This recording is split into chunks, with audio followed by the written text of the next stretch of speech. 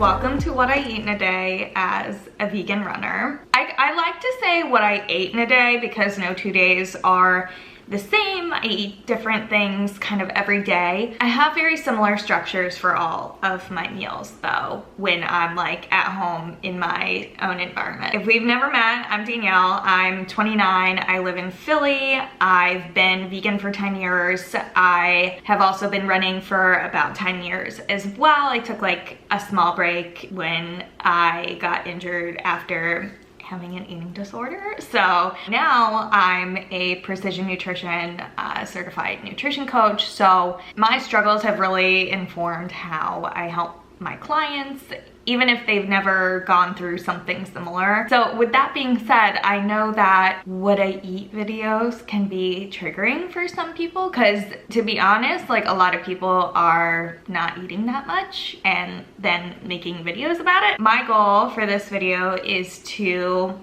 help you find some inspiration in eating plant-based, eating to support your running. I'm 5'3". I'm gonna need less food than someone who's 5'10". The focus is really gonna be on like the items that I'm eating rather than the quantities. I hope that helps. I kind of track on and off my food. Today, I'm not going to track. I'm going to be a little bit more intuitive with my eating. To be honest with you, I've had a stressful past few weeks. I quit my full-time job a few weeks ago and now I'm self-employed. So I do nutrition coaching and I have a small packaged food business that I've been running for actually 3 years on the side. So I'm doing those two things full-time now.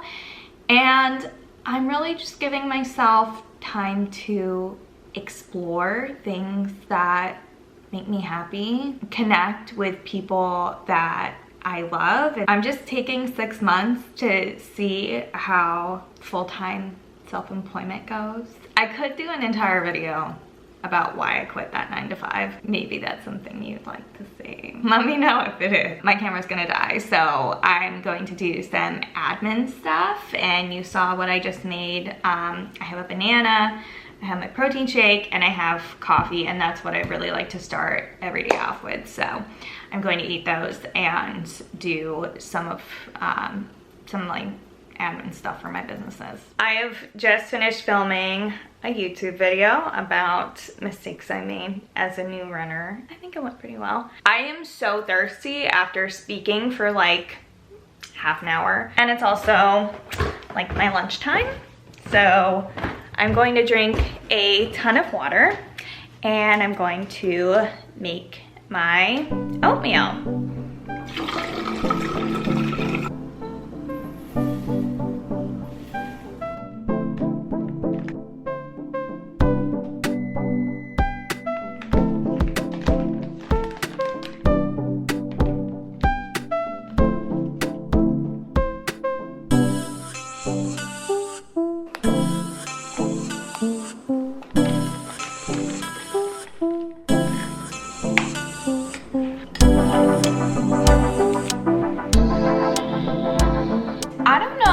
if you've noticed this, but I've seen food scales get such a bad reputation over the past few years because a lot of people have used them when they were like disordered with their eating. But I still use my food scale, and I actually started using it. I started using one after I kind of pulled myself out of my ED because I wanted to make sure I was getting enough food, and I wanted to make sure I was getting complete serving sizes rather than like undercutting myself. So I still use a food scale. Honestly, it is so much more convenient than using measuring cups. Like, I measure everything in grams just because I don't want to wash extra dishes. I feel like a lot of things get wrongfully tied to disordered when they are just kind of neutral tools that people have maybe just associated with having an ED. Even adding protein to stuff, I saw that that was related to disordered like eating before, and it's not. Like, you might just add protein to stuff because it's convenient. Like, what if I want to just add protein to my oatmeal instead of eating like a few pieces of tofu? I don't think that that's disordered. I just think there's so much noise surrounding like ED recovery, and it looks different for everybody. But a lot of people will say like, once you've had an ED, you'll always have an ED. And I don't feel like that. Like, I had protein in my oatmeal just because it makes me feel fuller for longer. I think I just like to take a more practical approach rather than trying to say everything is disordered or everything is diet culture, because who is that serving? Anyway, that was my ramble. This is my oatmeal. I make it super similar every time. I do a serving of oats, 2 or 3, so like 20 or 30 grams of pea protein, like unflavored pea protein, 2 servings of the peanut butter powder, like the Naked PB. And I like that one because it doesn't have extra sugar in it. Like PB2 has added sugar, but this one doesn't. And then I do a whole serving of blueberries. So if you look at the back of the pack, blueberries have 140 grams per serving, which is actually a lot of blueberries, which I love. So I put a whole entire serving in there. And then I have some roasted peanuts on top. For some reason, like, peanut butter tends to bother my stomach, but regular like dry roasted peanuts and the peanut butter powder don't really bother me that much.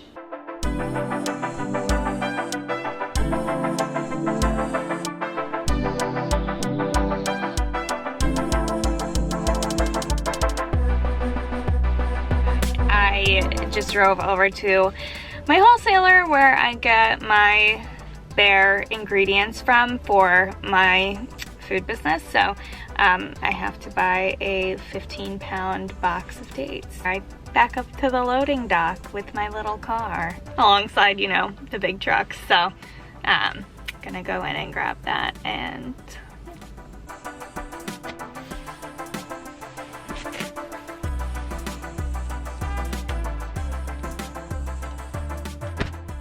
so I'm back home now. I stopped at Aldi because I really needed some fruit. I have like 1 orange in the fridge and we have like some bananas that aren't quite ripe. So I like to eat, I would say, a lot of fruit. I've been known to eat an entire watermelon in 36 hours. So I got some grapes and then I got a bag of apples. I really like the Fuji apples, so I'm gonna have some grapes right now and probably start editing the video that I filmed today.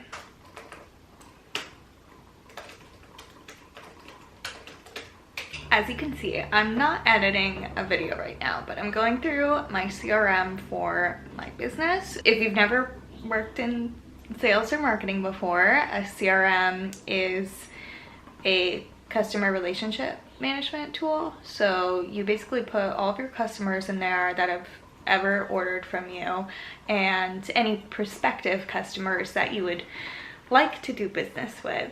And it's just a way of keeping track of your communication with them. What was the last time you even spoke to them? It's a great way to make sure that you're maintaining relationships with people in business.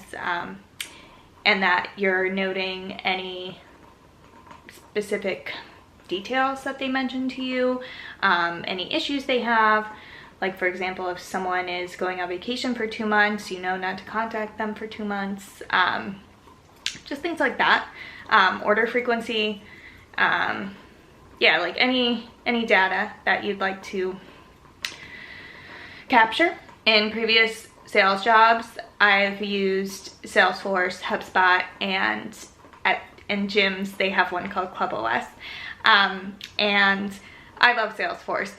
This is not Salesforce. I do not pay for a CRM right now for my business, but I use Notion to keep track of everything. There's actually a template of like a CRM template in Notion. So I started building that out after I quit my job, because I had all this information from the past few years in like disparate places, but I never bothered to organize everything except out in I did have a Google Doc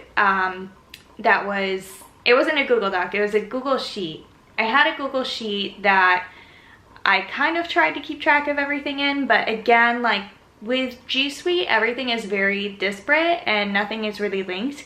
And I love Notion because everything is linked in there. I have a page for my CRM, and then I have another page right below it for my scripts when I call, and my scripts for when I email. And I also have a sheet in there, like a table that keeps track of orders and whether or not they're fulfilled and what the quantity of the product that they're ordering is. So that's kind of like a little insight into how I organize my life with Notion. So I'm gonna continue working on this for like maybe an hour and a half, and I'm gonna continue to eat my grapes. And I have another big 30-ounce bottle of water. So at this point in the day, I've had 82 ounces of water, and now I'm having 30 more. So I'm gonna get over my 100-ounce water goal very shortly.